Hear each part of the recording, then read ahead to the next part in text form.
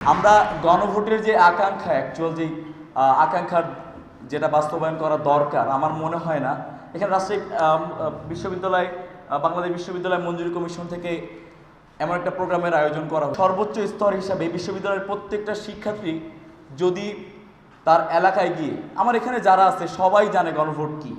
আপনি এখন চায়ের দোকানে গিয়ে জিজ্ঞাসা করেন গণভোট কী, তাদের কাছে কমন পার্সপেক্টিভ হচ্ছে বিএনপি কি বলে, সে কি হ্যাঁ বলবে না না বলবে। সে যদি না বলে তাহলে না, সে যদি হ্যাঁ বলে তাহলে হ্যাঁ। জামাত কি বলে, সে যদি হ্যাঁ বলে তাহলে হ্যাঁ। তো এইখানে আমরা একটা মিটিং মানে আমাদের আমলাতান্ত্রিক ব্যাপারটাই হচ্ছে এমন যে মিটিং হবে, এখানে এয়ার কন্ডিশনে মিটিং হবে তাদের নিয়ে যারা এই ব্যাপারগুলো জানে। তারপরে কিছুদিন আগে দেখলাম যে রাকসুতে আমাদের কিছু এনজিও কর্মী আসলো, ধাপে ধাপে 4-5 জন এনজিও কর্মী আসলো। তারা কি বলে, ভাই বিশ্ববিদ্যালয় থেকে 150 শিক্ষার্থী দিবেন, আমরা একদিন একটু ব্যানার ধরে আমরা হাবটের একটা প্যারিস রোডে একটা ছবি ফটো সেশন করব, সেই 200 শিক্ষার্থীকে খাবার দেওয়া হবে। তার মানে এনজিও সরকার ডক্টর প্রফেসর মোহাম্মদ ইউনুস সাহেব উনি এনজিওদেরকে কোটি কোটি টাকা দিয়ে রাখছে এবং সেই কোটি কোটি টাকা তারা কি করবে, 200 শিক্ষার্থী নিয়ে ছবি তুলে সেই ছবি তাদেরকে মিষ্টি বিতরণ করে বা খাবার বিতরণ করে সেই ছবি গভর্নমেন্টকে দেখাবে যে আমরা হারভোটের ক্যাম্পেইন করছি। এভাবে যদি চলতে থাকে আসলে এখানে বসে গণভোটের ক্যাম্পেইন করে কোনো লাভ নাই। শিক্ষার্থীরা ক্যাম্পাস থেকে গিয়ে তাদের এলাকায় বুঝাক। সারা রাত রামায়ণ পড়া হলো, সকালে উঠে বলে রামকে আমি চিনি না। এই বিষয়টাই হয় টোটাল বাংলাদেশের ইলেকশনগুলোতে। ইশতেহার বলে আমার এই ইশতেহার, আমার এই ইশতেহার, আমার এই ইশতেহার, বলে ভাই সবই তো বুঝছি কিন্তু ইশতেহার জিনিসটা কি এটা বুঝি নাই।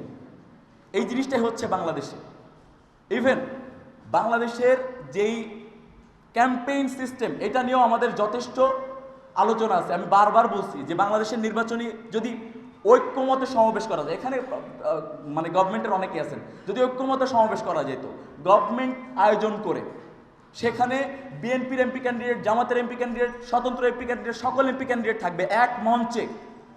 সেখানে জামাতের সমর্থক, বিএনপির সমর্থক, স্বতন্ত্র সমর্থক সবাই থাকবে। এবার সে বলুক ইশতেহার। আমাদের এখানে সমাবেশগুলো কেমন হয়, জামাতের একটা সমাবেশ হচ্ছে, জামাতের সমর্থক বাদে বিএনপি সমর্থক একজনও কি জামাতের সমাবেশে যায়? তার মানে জামাতের ইশতেহারগুলো কি বিএনপির কাছে পৌঁছাচ্ছে? বিএনপির ইশতেহারগুলো জামাতের কাছে পৌঁছাচ্ছে? স্বতন্ত্র মানুষের ইশতেহার কি জামাত বিএনপির কাছে পৌঁছাচ্ছে? তার মানে কি হচ্ছে এগুলো? তো বাংলাদেশের ইলেকশন ক্যাম্পেইন সিস্টেম আবার গণভোটের ক্যাম্পেইন সিস্টেম টোটালটাই আমার কাছে মনে হইতেছে যে এই বিষয়টা এখন আপনারা যারাই আছেন প্রত্যেকে খুব ভালোভাবে আলোচনা করতে পারবেন গণভোট কি, কেন দিতে হবে। যদি আমরা আলোচনা করতে পারি, আজকে 2 তারিখ আর মাত্র 9 দিন সময় আছে, আমরা যদি আলোচনা করতে পারি নিজ নিজ জায়গা থেকে, আমাদের ছড়ায় যাওয়া উচিত। 1 সেকেন্ড সময় নষ্ট করার আমার মনে হয় না যে উচিত হবে। কারণ গণভোট সম্পর্কে ইতোমধ্যেই হাও নায়ের যেই পলিটিক্যাল যেই বাইনারিতে এটা অনেক ভোট নাতে চলে গেছে ইতোমধ্যে। তো আপনারা আমার মনে হয় যে সময় নষ্ট না করে সেই জায়গায় চলে আসা উচিত। এবং এই এয়ার কন্ডিশনের ভিতরে থেকে আমরা গণভোট নিয়ে কিছুই করতে পারবো না। এখানে কতজন মিডিয়া দেখবে? সো আমাদের সেই টং দোকানেই চলে যেতে হবে, আমাদের সেই রিমোট এরিয়াতে যেতে হবে।